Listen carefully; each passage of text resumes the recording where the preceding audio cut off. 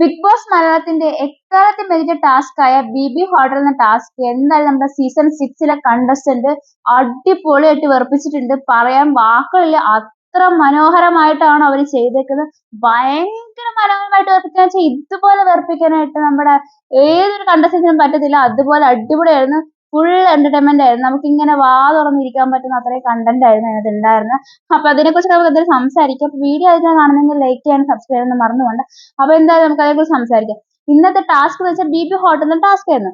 മുൻ സീസണിലൊക്കെ ഉണ്ടായിരുന്ന ടാസ്ക് ആയിരുന്നു. എല്ലാവരും നല്ല മികച്ച പ്രകടനം നടത്തിയിരുന്ന ഒരു ടാസ്ക് ആയിരുന്നു അത്. ഈവൻ നമ്മുടെ സീസൺ 2-ലാണെങ്കിൽ അവർ തമ്മിൽ ഭയങ്കര ഒരു സംഘർഷം, ഭയങ്കര അങ്ങോട്ടും ഇങ്ങോട്ടും ഫുൾ വഴക്കാണെങ്കിൽ പോലും ടാസ്ക് അവർ നല്ല അടിമനോഹരമായിട്ട് ചെയ്തായിരുന്നു. പിന്നെ അതുപോലെ തന്നെ സീസൺ 4-ലാണെങ്കിൽ തന്നെ ജാസ്മിനും റോബിനൊക്കെ ഫുൾ ഫൈറ്റിംഗ് ആണെങ്കിൽ പോലും ആ ടാസ്ക് അവർ അടിപൊളിയായിട്ട് തന്നെ ചെയ്തത്. സീസൺ 5-ലും ഓക്കെ ആയിരുന്നു. സീസൺ 6 അതിലും ഗംഭീരം എന്ന് പറയാം. അതുപോലെ മനോഹരമായിട്ട് ചെയ്തിട്ടുണ്ട്. കാരണം ഗസ്റ്റ് ഒന്ന് വരാൻ കാത്തിരിക്കുകയായിരുന്നു. അങ്ങ് സൽക്കാരത്തിന്റെ അങ്ങ് എന്താ പറയാ, ശരിക്കും അങ്ങ് സൽക്കരിച്ചാൽ എനിക്ക് വാക്കില്ല. എനിക്ക് എന്താ പറയണ്ടെന്ന് അറിയുന്നില്ല. നമ്മുടെ എന്തായാലും നമ്മുടെ ആരാണ് നമ്മുടെ സൗമൻ വന്നു. അപ്പൊ സൗമന്റെ പുറകിലായിരുന്നു എല്ലാവരും. ഇത് ചെയ്യണോ അത് ചെയ്യണോ, എന്ത് ചെയ്യണ്ട, അങ്ങനെ ചെയ്യണം, ഫുൾ വെറുപ്പീര്. എങ്ങനെയൊക്കെ വെറുപ്പിക്കാൻ പറ്റുമോ അങ്ങനെയൊക്കെ വെറുപ്പിച്ചിട്ടുണ്ട് നമ്മുടെ സൗമനെ. സൗമൻ എനിക്ക് ഭയങ്കര തോന്നിക്കാണും ഇനിയിപ്പോ ഞാൻ വരണ്ടായിരുന്നോ എന്ന് പോലും തോന്നിക്കാണും. അതുപോലെ ഇതോടെ വെറുപ്പീര്. അവിടെ ഓരോരുത്തർക്കും ഓരോ ഡ്യൂട്ടി കൊടുത്തിട്ടുണ്ടായിരുന്നു. അപ്പൊ പവർ ടീം ആയിരുന്നു മാനേജർ. അപ്പൊ പ്രത്യേകം പറഞ്ഞിട്ടുണ്ടായിരുന്നു പവർ ടീമിന് പവർ ഉപയോഗിക്കാൻ പറ്റത്തില്ലായിരുന്നു ടാസ്കിൽ. പക്ഷെ അവർ മാനേജറാണ്. അപ്പൊ അവർക്ക് മാനേജറായ കുറച്ച് കാര്യങ്ങളൊക്കെ അവിടെ ചെയ്യാം. മാനേജർമാർ സാധാരണ ചെയ്യുന്ന രീതിയിലൊക്കെ ആൾക്കാർ നമ്മുടെ ഈ അവരുടെ തൊഴിലാളികളെ എങ്ങനെ വർക്ക് ചെയ്യുന്നുണ്ടോ, അല്ലെങ്കിൽ അവർ കൃത്യമായിട്ടാണോ വർക്ക് ചെയ്യുന്നത് എന്നൊക്കെ ഒരു സൂപ്പർവൈസിങ് ചെയ്യുന്ന ആൾക്കാരാണ് ഇവര്. ഈ പവർ റൂമിനകത്ത് അടച്ചിരിക്കാതെ അവിടെ കെടുക്കുക എന്നത് മാത്രമാണ് അവരവിടെ ചെയ്തത്. ബാക്കി അവിടെ ആരെങ്കിലും എന്തൊക്കെ ചെയ്യുന്നുണ്ടോ ഒന്നും ചെയ്തില്ല. അവർക്ക് കുറച്ച് ഇൻട്രസ്റ്റിംഗ് ആക്കായിരുന്നു പവർ റൂമിൽ. പക്ഷെ അവരൊന്നും ചെയ്തില്ല. അവർ ചുമ്മാ അവനകത്ത് പോയി നമുക്ക് ഈ ടാസ്കിനകത്ത് അത് വലിയ ഉപകാരമൊന്നും, നമുക്ക് ആ ടാസ്ക് ചെയ്തിട്ടും കുഴപ്പമില്ല. കാരണം നമ്മൾ ഓൾറെഡി നമ്മളായിട്ടാണ് അവർ മത്സരിക്കാൻ വരുന്നത്. അപ്പൊ അവരാണ് മത്സരിക്കേണ്ടത്, അവരാണ് അടിപൊളിയായിട്ട് ചെയ്യേണ്ടത് എന്നുള്ള ഒരു മനോഭാവം കൊണ്ടായിരിക്കാം അവര് ഈ ആ റൂമിനകത്ത് തന്നെ ഇങ്ങനെ അടച്ചിരിക്കുവായിരുന്നു. പ്രത്യേകിച്ച് ഒന്നും ഇങ്ങനെ കെടുത്തവും ഇതും മാത്രമേ ഉള്ളൂ. എനിക്ക് എന്താ പറയാ, അങ്ങനെ അങ്ങനെ അങ്ങ് അതിനകത്ത് ഇരുന്നു അവര്. അത് കഴിഞ്ഞിട്ട് നമ്മുടെ ബാക്കി അപ്സരയുടെ ടീം ആണെങ്കിൽ അവരായിരുന്നു ഈ എന്റർടൈൻമെന്റ് ചെയ്യുന്ന ടീം. അവരാണെങ്കിൽ എന്റർടൈൻമെന്റ് ചെയ്തങ്ങ് വെറുപ്പിച്ചു. അനാവശ്യമായിട്ട് ഒരാൾ അവിടെ ഇരിക്കുകയാണ്. ഒരു ഹോട്ടലിൽ വെച്ച് എങ്ങനെയാണ് ഒരു ഗസ്റ്റ് വന്നു കഴിഞ്ഞാൽ ആ ഗസ്റ്റിന് ആവശ്യമുള്ളപ്പോഴാണ് നമ്മൾ എന്റർടൈൻമെന്റ് ചെയ്യുന്നത്. അല്ലാതെ 24 മണിക്കൂറും പുറകെ നിന്നിട്ട് ഞങ്ങൾ ചെയ്യട്ടെ ഞങ്ങൾ ചെയ്യട്ടെ ഞങ്ങൾ ചെയ്യട്ടെ എന്ന് ഇങ്ങനെ വെറുപ്പിക്കുകയാണോ ചെയ്യുന്നത്? അല്ലെങ്കിൽ ഞങ്ങൾ ഡാൻസ് കളിക്കുക. എന്തൊരു വെറുപ്പിലായിരുന്നു. എങ്ങനെയാണ് ചെയ്യേണ്ടതെന്ന് പോലും അവർക്ക് അറിയത്തില്ല. അതിനിടയ്ക്ക് ഈ നമ്മൾ HR എന്ന് പറഞ്ഞിട്ട് ഋഷിനെ കൊണ്ടിട്ടിട്ടുണ്ട്. അപ്പൊ ഋഷി പറയും, ഇപ്പൊ HR പറയുന്നത് എന്ത് പറഞ്ഞാലും നമ്മളൊരു HR എന്ന് പറഞ്ഞാൽ നമ്മൾ പോസ്റ്റ് ചെയ്യുന്ന ഒരാളാണ്. അപ്പൊ ആൾക്കൊരു ബഹുമാനം കൊടുക്കണം.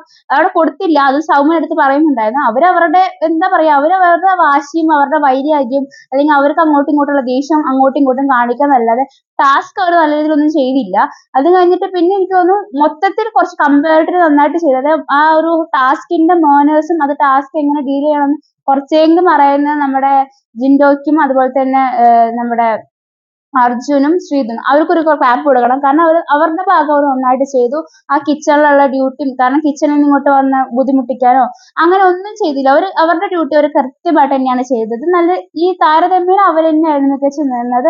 പിന്നെ സിജോന്റെ ഒക്കെ ടീം ആണെങ്കിൽ പോലും എന്താ പറയാ, ശരിക്കും പറഞ്ഞാൽ ഒരു നമ്മളിപ്പോ ടാസ്ക് ചെയ്യുമ്പോൾ നമ്മൾ അവിടെ മുൻവൈരാഗ്യം നോക്കുക, അല്ലെങ്കിൽ നമ്മൾക്ക് ഇന്നൊരാളോട് ഇഷ്ടമല്ല എന്ന് വെച്ചിട്ട് ആ വൈരാഗ്യം വെച്ചുകൊണ്ട് അവിടെ സംസാരിക്കാനോ അങ്ങനെയൊന്നും ചെയ്യാൻ പാടില്ല. കാരണം നമ്മൾ ടാസ്ക് ആണ്. അപ്പൊ ടാസ്ക് പറഞ്ഞാൽ കൃത്യമായിട്ട് എന്താണോ ടാസ്ക് ഉള്ളത് അതുപോലെ വേണം ചെയ്യാനായിട്ട്. ഈ ജാസ്മിൻ ആണെങ്കിലൊക്കെ ഫുൾ അത് അതിലോട്ട് ഞാൻ വരാം. ഫുൾ എന്താ പറയാ, ഒരു വെറുപ്പുള്ള ഒരു ഇതിൽ പോലെ ഇന്ന വ്യക്തിയോട് എനിക്ക് വൈരാഗ്യം ഉള്ളതുകൊണ്ട് ഞാൻ അവരോട് അങ്ങനെ പെരുമാറൂ എന്നുള്ള രീതിയിലൊക്കെയാണ് ചെയ്തത്. ഈ പിന്നെ ഉണ്ടായിരുന്ന ടീം അപ്പൊ ഇത്രയും 3 ടീം ഉണ്ടായിരുന്നു. പിന്നെ നമ്മുടെ ലാസ്റ്റ് സബുമോന് എനിക്ക് തോന്നുന്നു മതിയായി. കാരണം ഇവരിൽ നിന്നും ഒന്നും കിട്ടുന്നില്ല. കാരണം പ്രത്യേകിച്ച് ഒരു കണ്ടന്റ് ഈ ടാസ്കിൽ നിന്നും കൊടുക്കാൻ പറ്റുന്നില്ല. അവര് ഫുൾ വെറുപ്പിലാണ്. ഇവർക്ക് എങ്ങനെ ടാസ്ക് ചെയ്യേണ്ടതെന്നൊന്നും അറിയത്തില്ല. ചുമ്മാ ഇവരുടെ ഒരു അൾട്ടിമേറ്റ് ഡ്രീം എന്താന്ന് വെച്ച് കഴിഞ്ഞാൽ സൗമന്റെ കയ്യിൽ നിന്ന് ആ ടിപ്പ് കിട്ടണം. ആ ടിപ്പ് കിട്ടിയിട്ട് പവർ റൂമിനകത്ത് കയറണം. എല്ലാവരുടെയും ഇത് പവർ റൂമിനകത്ത് കയറണം എന്നൊരു ഇന്റൻഷൻ മാത്രമുള്ള ടാസ്ക് എങ്ങനെ മനോഹരമാക്കും, ടാസ്കിനെ എങ്ങനെ നല്ല രീതിയിൽ എത്തിക്കാം, അല്ലെങ്കിൽ ജനങ്ങളെ എങ്ങനെ എന്റർടൈൻ ചെയ്യാം എന്നുള്ളതൊന്നുമില്ല. അവർക്ക് ആ ടിപ്പ് വേണം, എന്നിട്ട് പവർ റൂമിനകത്ത് കയറണം. ഇത് മാത്രമല്ല, അതിന് വേണ്ടി എന്തൊക്കെയോ കാണിച്ചു കൂട്ടുന്നുണ്ട്. എന്തൊരു വെറുപ്പേരാണ് അവിടെ കിടന്നിട്ട്. ഒരു ഒരു തരത്തിലുള്ള എന്റർടൈൻമെന്റ് ഞാൻ അവിടെ കണ്ടില്ല. എന്നിട്ട് അവസാനം സാബു മോന് ഒന്നും വേറെ പ്രത്യേകിച്ച് ഒന്നും കൊടുക്കാനില്ലാത്തതുകൊണ്ട് ഒരു പ്രാങ്ക് കൊടുത്തു. ബിഗ് ബോസിനോടൊക്കെ ചോദിച്ചിട്ട് ഞാൻ ഇങ്ങനെ പ്രാങ്ക് കൊടുക്കാം, അതായത് നോറയ്ക്കായിരുന്നു പ്രാങ്ക് ഉണ്ടായിരുന്നത്.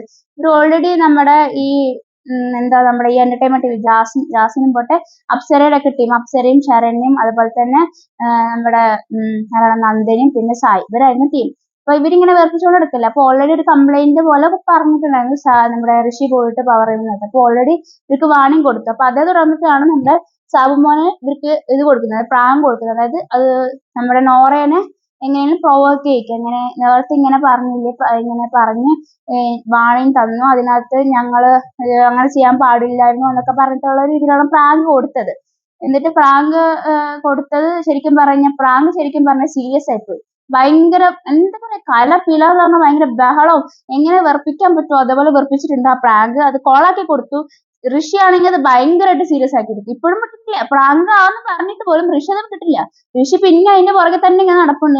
എന്നെ അങ്ങനെ പറഞ്ഞു, ഇങ്ങനെ പറഞ്ഞു. അയ്യോ, ഋഷിന്റെ കാര്യമൊന്നും പറയാതിരിക്കുക ഭേദം. എന്നിട്ട് പ്രാങ്കിനകത്ത് പക്ഷെ നമ്മുടെ നോറയുടെ കാര്യം പറയാതിരിക്കുക വയ്യ. കാരണം നോറ നല്ല രീതിയിൽ തന്നെ അത് ചെയ്തു. കാരണം നോറ ഒരു ലേശം പോലും അതിനകത്ത് ഇറിറ്റേറ്റ് ആവോ അല്ലെങ്കിൽ പ്രൊവോക്ക് ആവുകയോ ചെയ്തില്ല. എനിക്ക് അതിശയം തോന്നി. ആദ്യം കേട്ടാൽ നോറയുടെ ഞാൻ അങ്ങനെ കാണുന്നത്. നോറയുടെ നോ എന്ന് പറഞ്ഞ വാക്ക് കേട്ടാൽ മതി, നോറ അപ്പ കലി തുള്ളുന്ന ആളാണ്. ഇപ്രാവശ്യം നന്ദൻ എന്തൊക്കെ പറഞ്ഞു എന്നറിയോ, എന്തൊക്കെ പറഞ്ഞു, ഒന്ന് വരയ്ക്ക് ഈ മനസ്സിലായോ അതൊന്നും അറിഞ്ഞൂടാ. പക്ഷെ നോറ ഒരു കമാന്നക്ഷരം പറഞ്ഞില്ല, ഒരു കമാന്നൊരക്ഷരം പറഞ്ഞില്ല. ആ ടാസ്ക് ഗംഭീരമായിരിക്കുന്നൊന്നും ഞാൻ പറയില്ല, പക്ഷെ അതിനകത്ത് ഒട്ടും പ്രൊവോക്ക് ആവാതെ നല്ല രീതിയിൽ നിന്ന്. ഋഷിയാണ് ഏറ്റവും കൂടുതൽ പ്രൊവോക്ക് ആയിപ്പോയത്. ഋഷിക്കല്ലായിരുന്നു ടാസ്ക്, ഋഷിയാണ് ഏറ്റവും കൂടുതൽ പ്രൊവോക്ക് ആയത്. അത് പേഴ്സണലി എടുത്തതൊക്കെ ഋഷിയായിരുന്നു. ഋഷിക്ക് ഒരാൾ ഇഷ്ടമല്ലെങ്കിൽ പിന്നെ ഋഷി ഭയങ്കരമായിട്ട് അങ്ങ് വെറുക്കും. അപ്പൊ അപ്സരേനെ ഇഷ്ടമല്ല. അപ്പൊ അപ്സരയോടുള്ള ദേഷ്യം കാരണം അപ്സര ഇങ്ങനെ പ്രായത്തിനിടയിൽ പറഞ്ഞു, ഇങ്ങനെ നിനക്ക് അഭിനയിക്കാൻ അറിയില്ല, എങ്കിൽ പഠിച്ചിട്ട് വാന്നു, അങ്ങനെ എന്തോ ആണെന്ന് പറഞ്ഞു. അത് പക്ഷെ അങ്ങ് പേഴ്സണൽ ആയിട്ട് എടുത്തിട്ട് എനിക്ക് അഭിനയിക്കാൻ അറിയാം, എന്റെ കരിയറിനെ പറഞ്ഞു, എന്റെ കരിയറിനെ അങ്ങനെ ആക്കിയതൊക്കെ പറഞ്ഞിട്ട് എന്തൊക്കെയോ പറയുന്നുണ്ട്. ഈ ഋഷിക്ക് എന്തിന്റെ ആവശ്യമാണ്? ലാസ്റ്റ് എന്നിട്ട് പറഞ്ഞു കഴിഞ്ഞാൽ പ്രാങ്ക് ആണെന്ന് പറഞ്ഞു കഴിഞ്ഞാൽ അത് വിടണ്ടേ? വിടുന്നില്ല. എല്ലാം നശിപ്പിക്കാൻ നോക്കുക എന്നൊക്കെ പറഞ്ഞിട്ട് ഇപ്പോഴും അവിടെ എന്തൊക്കെയോ പറയുന്നുണ്ട്. അങ്ങനെ ആ ടാസ്ക് ശരിക്കും പറഞ്ഞാൽ കൊളാക്കി. ലാസ്റ്റ് അവസാനം ഈ ബഹളം എന്ന് പറഞ്ഞിട്ടല്ലോ, ഭയങ്കര ബഹളം എന്ന് വെച്ചാൽ ഒന്നും മനസ്സിലാവില്ല നമുക്ക്. അവർ എന്തൊക്കെയോ ചെയ്യുന്നുണ്ട്, എന്തൊക്കെയോ പറയുന്നുണ്ട്, എന്തൊക്കെയോ കാണിക്കുന്നുണ്ട്. പ്രാഗ് ഒരുമാതിരി ചള കൊളാക്കി തന്നെ, ചള കൊളം തന്നെ.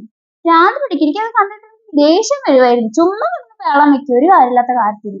എന്താ പറയാ. എന്തായാലും നിങ്ങൾ ലൈവ് കണ്ടില്ലെങ്കിൽ എപ്പിസോഡ് കാണുമ്പോൾ നിങ്ങൾക്ക് വല്ല മനസ്സിലാവുമെന്ന് എനിക്കറിയില്ല. എന്തായാലും ടാസ്ക് എന്തായാലും കൊളായിട്ടുണ്ട്, നല്ല രീതിയിൽ കൊളായിട്ടുണ്ട്. പിന്നെ ലാസ്റ്റ് ടിപ്പൊക്കെ കൊടുത്ത് ബിഗ് ബോസിന് തന്നെ മതിയായെന്ന് തോന്നുന്നു. കാരണം ഇവർക്കൊന്നും നടക്കില്ല എന്ന് ബിഗ് ബോസിന് തന്നെ മനസ്സിലായി. കാരണം ഓൾറെഡി കുറെ ഇൻസ്ട്രക്ഷൻ ഒക്കെ കൊടുത്തതാ, എന്നിട്ട് വലിയ ഗുണമൊന്നുമില്ല. അവരങ്ങനെ തന്നെ, ഒരു മാറ്റവും ഇല്ല. അതുകൊണ്ട് പിന്നെ ലാസ്റ്റ് ബസ്സടിച്ചിട്ട് പിന്നെ ടിപ്പ് കൊടുക്കാൻ പറഞ്ഞിട്ട് ഓരോരുത്തർക്കും പിന്നെ ടിപ്പൊക്കെ കൊടുത്ത് ലാസ്റ്റ് ടിപ്പ് ഏറ്റവും കൂടുതൽ കിട്ടിയത് നമ്മുടെ ജിൻഡോന്റെ ഒക്കെ ടീമിനായിരുന്നു. കാരണം അവർക്ക് തന്നെയാണ് കിട്ടേണ്ടിയിരുന്നത്, അവർ തന്നെയാണ് അർഹതപ്പെട്ടതും. അപ്പോൾ അവരാണ് ഇന്നത്തെ ഒരു ടാസ്കിൽ ജയിച്ചത്. പിന്നെ നമ്മുടെ ബാക്കി സിജോന്റെയും അതുപോലെ തന്നെ അപ്സര ടീമും സെക്കൻഡ് ആണ് വന്നത്. അവർക്ക് ഓരോരോ പോയിന്റ് വെച്ച് കിട്ടി. അങ്ങനെ അവസാനം ടാസ്ക് കഴിഞ്ഞ എന്തായാലും ഇനി ഇന്നത്തെ ടാസ്ക് ഇല്ല, ഇനി നാളെ ഇനി വേറെ ഗസ്റ്റ് ഒക്കെ ആയിരിക്കും വരുന്നത്. അപ്പൊ അതേക്കുറിച്ച് നമുക്ക് പിന്നീട് സംസാരിക്കാം. അപ്പൊ ഇത്രയാണ് ലൈവ് അപ്ഡേഷൻ ആയിട്ടുള്ളത് ഈ വെർപ്പിക്കൽ ടാസ്കിനെ കുറിച്ച് പറയാനുള്ളത്. എന്തായാലും നിങ്ങൾക്ക് എന്താ തോന്നി? നിങ്ങൾ ടാസ്ക് കണ്ടായിരുന്നോ? ആ ടാസ്ക് വന്നിട്ട് നിങ്ങൾക്ക് എന്തെങ്കിലും മനസ്സിലായായിരുന്നോ? നിങ്ങൾക്ക് എന്തെങ്കിലും എന്റർടൈൻമെന്റ് കിട്ടിയോ അതിനകത്ത്? അപ്പൊ നിങ്ങളൊക്കെ എന്തായാലും കമന്റ് ചെയ്യുക. ഞാൻ എന്തായാലും അടുത്ത വീഡിയോ വീണ്ടും വരാം. ബൈ.